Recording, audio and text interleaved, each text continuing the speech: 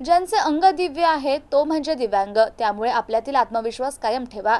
राज्यभरातील दिव्यांगांचे विविध प्रश्न सोडविण्यासाठी मी सदैव प्रयत्नशील राहील, अशी ग्वाही केंद्रीय सामाजिक न्याय राज्यमंत्री तथा आरपीआयचे राष्ट्रीय अध्यक्ष डॉक्टर रामदास आठवले यांनी रविवारी दिली।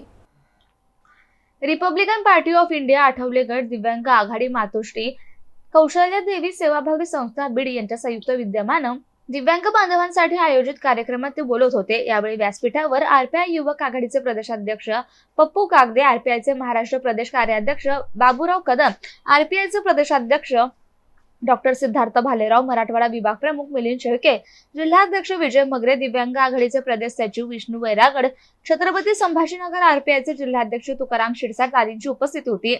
प्रास्ताविक करताना आयोजक तथा आरपीआय दिव्यांग आघाडीचे प्रदेशाध्यक्ष सुरेश माने म्हणाले की दिव्यांगांच्या सर्वांगीण विकासासाठी मी काम करत आहे। मी स्वतः दिव्यांग असल्याने मला प्रत्येक दिव्यांगाच्या प्रश्नाची जाणीव आहे।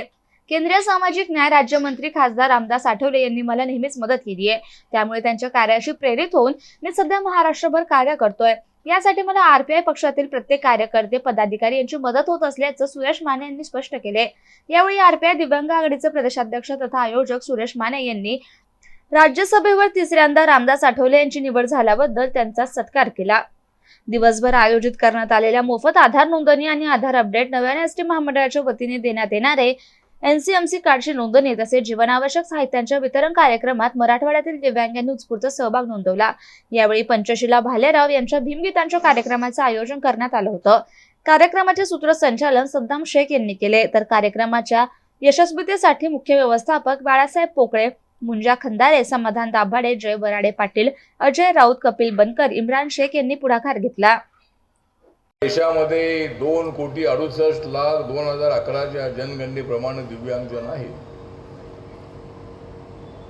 आणि महाराष्ट्रातल्या सर्व दिव्यांगजनांना मला एकत्र आणायचं आहे। महाराष्ट्रामध्ये 10 लाखापेक्षाही जास्त दिव्यांगजनांची संख्या आहे आणि सुरेश माने मला भेटले आणि त्यांनी सांगितलं की मला दिव्यांग आघाडीचा अध्यक्ष बनायचं आहे। मला दिव्यांग आणि नॉन दिव्यांगांना एकत्र आणायचं आहे। अनेक माणसं जन्माने दिव्यांग असतात, अनेक लोक ऍक्सिडेंट मध्ये अचानक अटॅक आल्यानंतर ते दिव्यांग होतात, पण नरेंद्र मोदीजी देशाचे पंतप्रधान झाले 2014ला। त्यावेळेला त्याच्या अगोदर त्याला अपंग म्हणायचे, डिसेबल म्हणायचे, पण नरेंद्र मोदीजीने विचार केला की त्यांना डिसेबल बोलणं ठीक नाही, तर ज्यांचं अंग दिव्य आहे तो म्हणजे दिव्यांग, आणि म्हणून दिव्यांगजनांचा सन्मान वाढवण्याचा प्रयत्न नरेंद्र मोदी यांनी केलेला आहे। सुगम्य भारत योजना जी आहे ती योजना ती आल्यानंतर सुरू करण्यात आली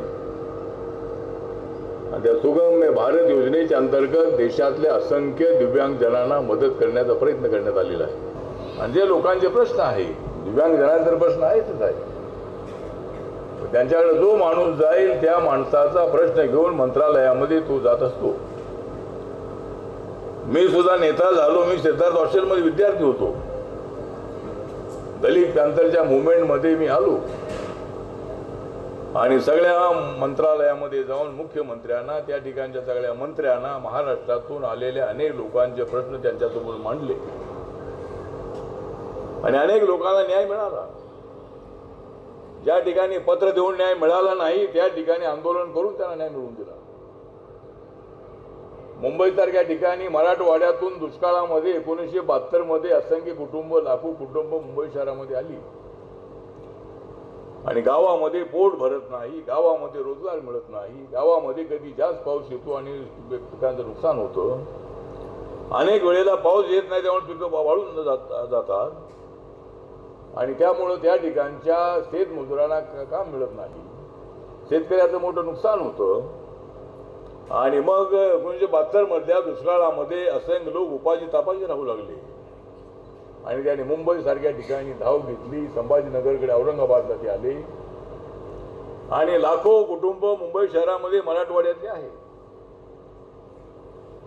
त्यामुळे मुंबई शहरामध्ये ज्या झोपडपट्ट्या वाढल्या याचं कारण हे आहे की मुंबई शहराला उभं करण्यामध्ये झोपडपट्टीतल्या माणसांचा मोठा वाटा आहे. म्युन्सिपाल्टीमध्ये कॉन्ट्रॅक्टवर काम करून सगळी साफसफाई करणारे अनेक जे सफाई मजूर आहेत ते त्या झोपडपट्टीत राहतात. बिल्डिंग बांधण्यासाठी जे मजूर आहेत ते मजूर त्या ठिकाणी राहतात. बड्या ऑफिसरच्या बड्या लोकांच्या घरामध्ये काम करण्यासाठी गडी किंवा जी आपली महिला असते ती महिला त्या ठिकाणी जाऊन काम करते आणि ती झोपडपट्टीत राहते.